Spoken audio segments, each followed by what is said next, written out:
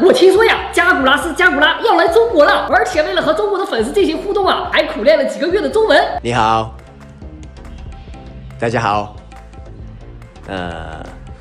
碧玺，爱你。我的一个小粉丝啊，听到这个消息之后非常的激动，他跟我发私信说要带着自己珍藏的奥特曼卡片去找加古拉签名，签完名之后，这张卡绝对要升值哦。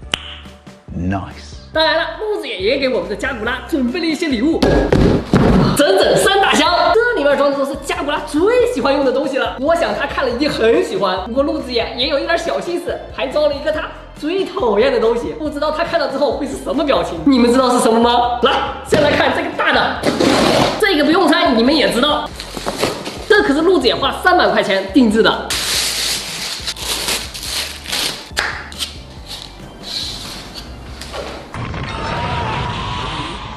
神域战波！你们就说加古拉如果看到这把蛇形剑会是什么反应？瞧这精美的做工，谁见谁不爱？到时候我再让加古拉斯给我签个名，陆子野专属，哈哈哈哈！陆子野就要成为加古拉的第2任徒弟了。你提我徒弟，你礼貌吗？哟，我不说你能猜出来他是谁吗？没错，他就是加古拉的头，只可惜，算了，我给大家戴上看看，我已经忍不住了。你们就说，如果我把这颗头送给加古拉，会不会被打死？直接拿刀砍了我。搭配蛇心剑好像还不错。刚才那个盒子呀，纯属意外，大家忽略。我们看最后一个，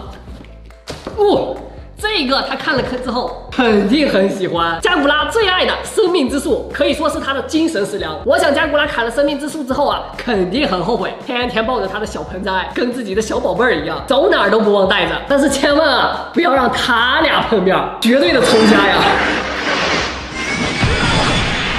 哇，勋章收纳盒，看看里面有哪几个勋章。只放了3个怪兽勋章，个尔战、梅尔巴，还有超哥布。当然了，肯定少不了我们的黑暗哲塔升华器。前几天加古拉还举行了一个比赛，模仿秀，模仿他变身时候的动作，表演不好的话就会被腰斩、姚辉、杰花他们都参加了，最后还真被砍了。好久没有这么热血沸腾了。戈尔赞、梅尔巴、超哥布，戈尔赞、梅尔巴、超哥布，请赐予我黑暗之力吧！钻地王。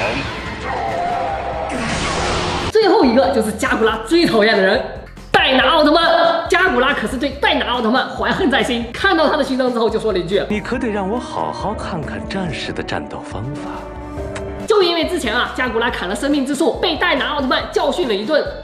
加古拉，但是这并不是光之战士的战斗方式。然后就怀恨在心，从此就结下了梁子。看戴拿奥特曼不顺眼，还不敢惹人家，一直记在心里面。